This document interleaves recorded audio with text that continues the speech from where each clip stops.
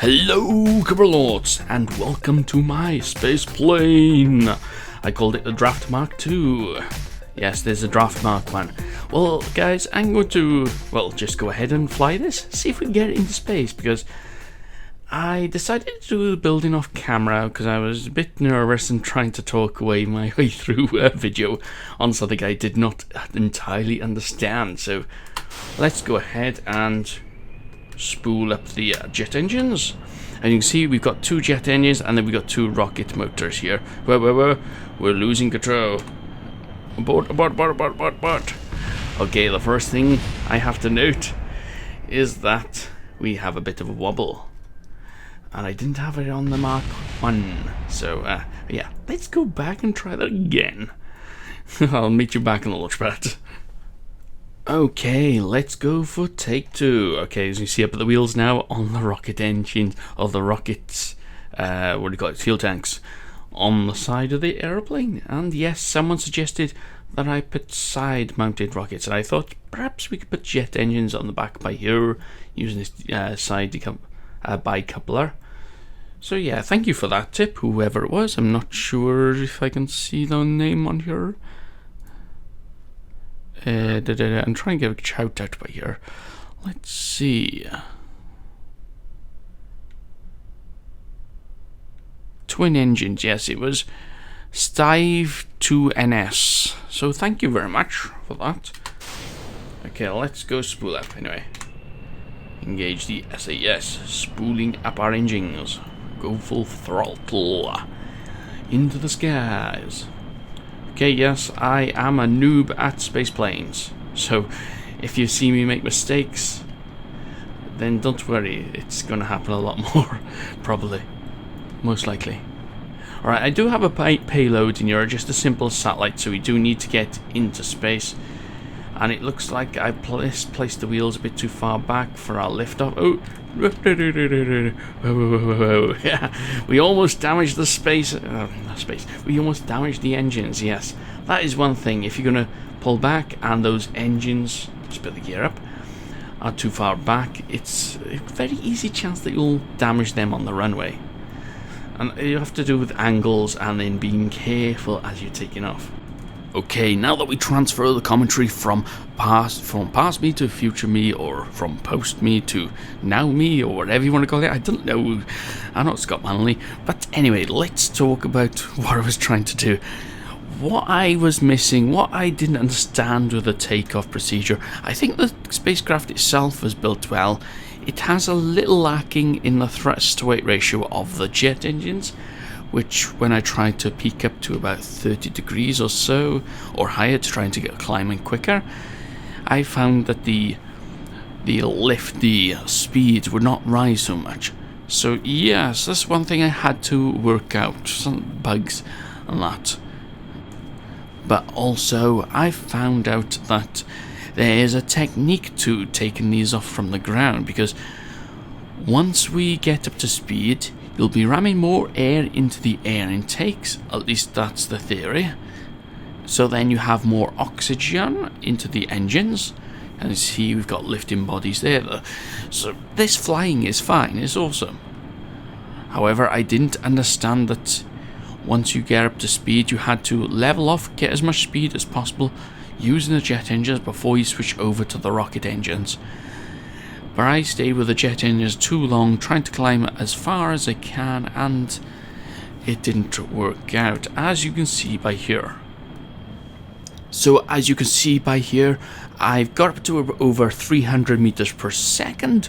However, the speed is dropping down, and you can see the prograde vector on the nav ball has just gone under the horizon. That means we're losing altitude, and I was busy talking about transferring fuel as we were getting up to the height that the engines would cut out.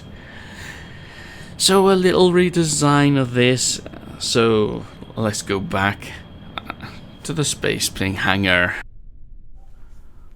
Well guys, back on the runway with a new design. It's only slightly changed. You can't actually see the change by here unless you've got sharp eyes. Also, we have in the cockpit, as I said before, the satellite that we need to take up into orbit. So something we have to succeed in this mission. And as always, this is post-commentary. So okay, what I've changed in here is the middle fuel tank. One of the little smaller fuel tanks is no longer just a liquid fuel, it's a liquid fuel and oxidizer. So it's for the rockets, just in case we don't have enough oomph, we don't have enough fuel to get into space. So as always, we're getting up to speed.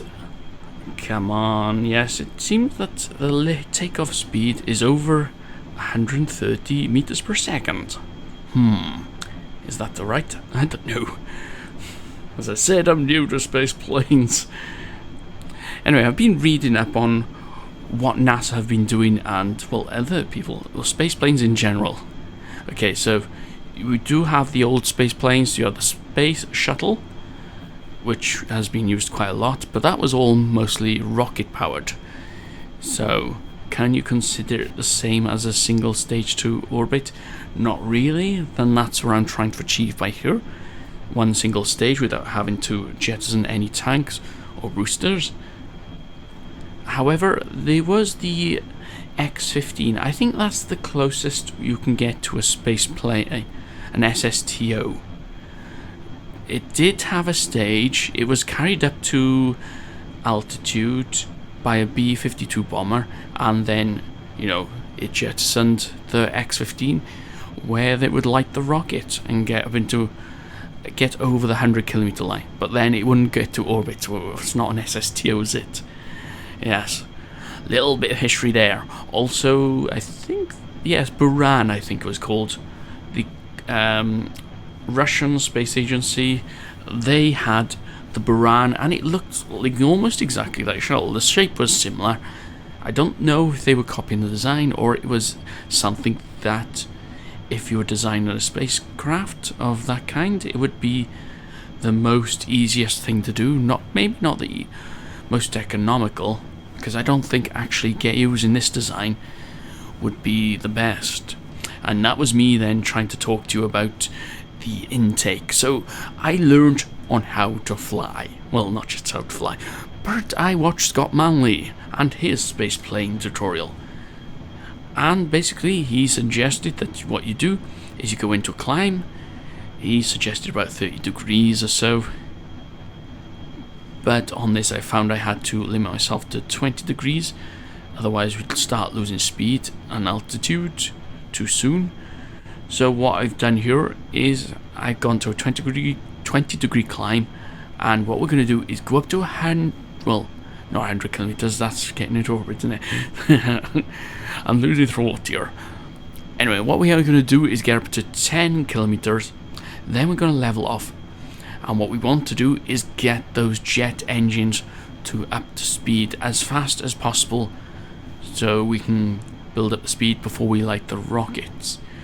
And what we want to do, by there, I'm showing that those front tanks aren't linked to the fuselage, which is something I'm going to have to fix at some point, perhaps add extra struts.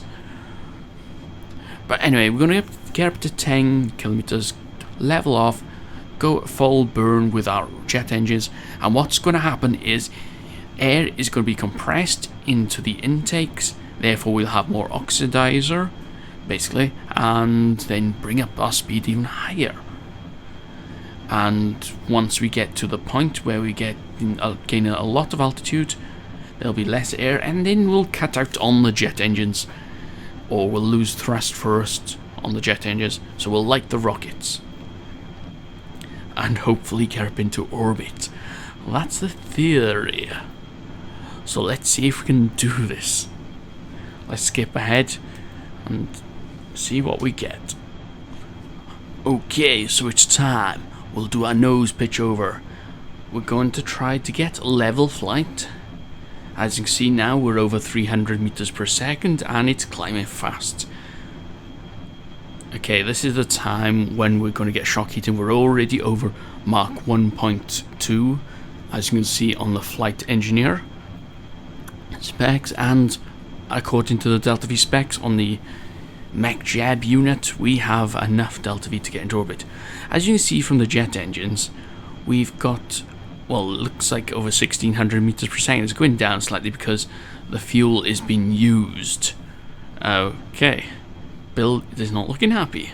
I don't know why. You know, we got Jebediah in this cockpit, and he's a rocket pilot. He may not have his pilot's license for an aircraft, because Kerbals didn't start with aircraft. That's why. Okay, so where are we at now? 650 meters per second. We're doing good. We're getting the aerodynamic drag effects on the aircraft. The lift is looking good. I'm worried by here though, that what if the aircraft flips out? Now if you have too much pressure underneath the aircraft, you're going at higher speeds, at some point that aerodynamic pressure on the front of the craft could easily flip the spacecraft over. Now the trick is here to have as much weight on the rear of the craft as possible, at least on a rocket design. You don't want to do it while you're trying to fly an aircraft because you need equal weight distribution. Otherwise, if you shift the weight back, your center of lift will be in front of your center of mass and you'd have problems with control. Yes, it's something you have to work out.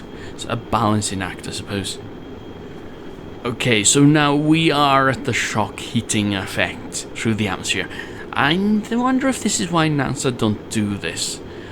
But otherwise, we've engaged our rocket engines, we're going to get higher speeds. Do not worry about the shock heating at this point, because most of the aircraft is actually, well, designed for heat resistance. And you can see in the front there's some heat warnings. That's for the solar panels at the top of the spacecraft. Something I'm a bit concerned about because we've only got the jet engines. Oh yes, and this is where I mistakenly done for the action groups. When I pressed action group 2, I think it was, engages the rocket engines and disables the jet engines. But I wanted the jet engines and the rocket engines to be running at the same time.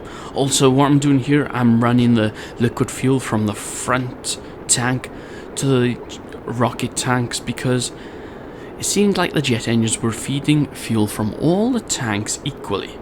Now that's handy in that they keep the center of mass the same throughout the aircraft, but we don't want that. We want most of the weight to be on the back of the spacecraft. So once we're in rocket mode, let's close these air intakes as well, because the air intakes will actually produce more drag when they're open.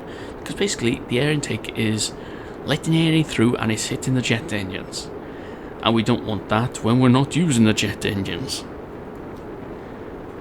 Okay, what's our altitude? 51 kilometers. Ooh, looking good. The fuel's running low though, so we'll have to keep an eye on that. We have that extra fuel tank in the middle of the spacecraft as well. That's for saving for later. Ooh, yeah, let's cut here 80 kilometers. Ladies and gentlemen, and girls alike, this is the first in my universe, obviously, SSTO, built by Orbiter himself. Okay, let's get this into space. This is not SSTO until we are in an orbit, so we cannot celebrate just yet.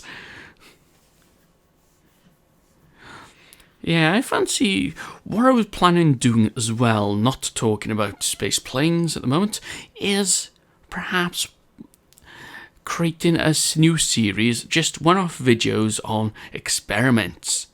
See what we can do, just little things like, well, this space plane, I suppose you could call one of them, but also perhaps transferring of heat, because I was looking at the solar panels. I was wondering, is it because the heat's been transferred from the capsule that we've got on the front there to the solar panels, or if we separated them with different materials and other things, or other experiments, and then we can see what happens when we drop it through the atmosphere on heating, and other crazy experiments perhaps as well. I don't know. Let me know what you think about it. Perhaps I'll put a poll in the video above using the cards. So click it. Click selection. Yes or no, I suppose. Or do other or something. I don't know. Something will be up in the card section. Anyway, ladies and gentlemen, we're in space. Okay, by the look of it, we've got 1,200 meters per second for our rocket engines. So I can't see how this is not working. Let's get it done.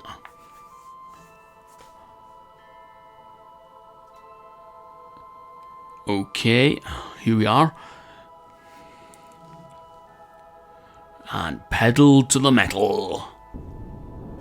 Okay, so looking at the data as we're doing our burn, in the top left, the apoapsis and the periapsis. The periapsis, interestingly, was minus 170. So using a space plane, we've got a longer arc getting up into space, meaning that we'd use less delta V to get into that final orbit, or the final burn. I suppose it's different for rockets in the fact that you need to get up through the thickest part of the atmosphere quicker, so you have a lot more horizontal speed than you do. Sorry, you have a lot more vertical speed than you do horizontal speed. Horizontal's going across the ground, yes, that's right, and vertical's going up. So yes, you need. Oh yes, and that's why you do not use decouplers in space planes. There's not enough space in space planes. Pardon the pun. Right, let's get the reverse thrust on this, so we can get the satellite out and thrust away from it. Okay. Let's get those solar panels open. We have deployed our first satellite with our space plane. Come on, let's get that antenna open, so we can transmit all this fun news back to those folk back at space. Oh dear, we cannot transmit. There is a large object in the way of the dish. Anyway, guys, that's it. We have our first SSTO. Now the question is, will it return safely?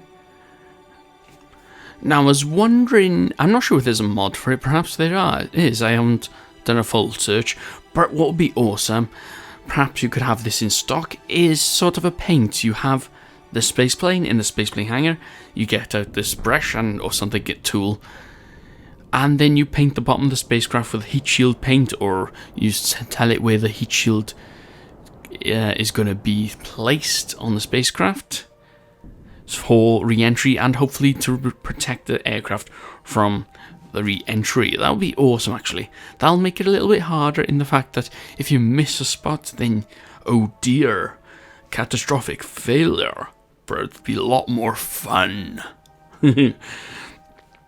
Okay, so now we've done our burn for our re-entry. Let's get ourselves into that atmosphere. Okay, so as you can see by here, and this seemed to work for me, I've got the space plane pointing at about 20 degrees once we enter the atmosphere, and by the time we've arced over and started getting the shock heating, we're about 35 degrees.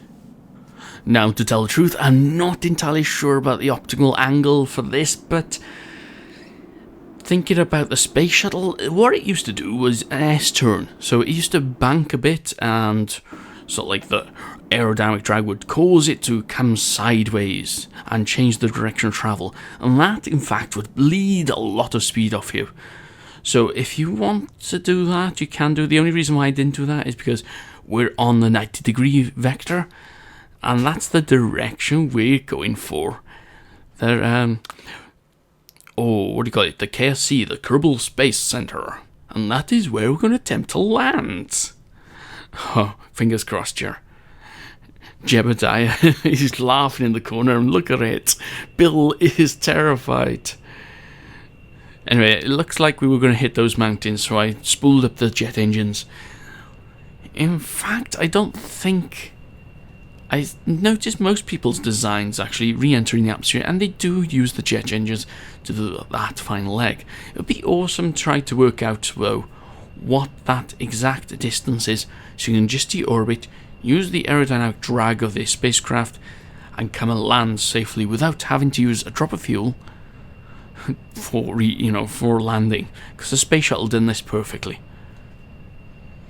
As we're approaching the mountains, perhaps I can talk about... Oh, thank you guys for your comments in the last 2 airplane videos, where I was trying to mess around, see how to do aerodynamic drag. Yes, you can see me above as well. I'm trying to orientate the aircraft so we can get in line with the runway. It's just there, off in the distance. Not sure if you can make it out on YouTube. I hope you can. Anyway, guys, thank you. I've had, 066, he's compared the aerodynamic drag, the aerodynamic lift with the centre of mass with that of a lawn dart, where it's heavy as a dart, where it's heavy at the front, and that's what you have to think about, and that's why it works, because you got the tail at the back giving the lift, you could say, and you've got the force going forward, and then the centre of mass being at the front will help it be, front heavy, so the front will keep on going forward rather than flipping out. So that's an easy analogy to think about. So also from if I can find him,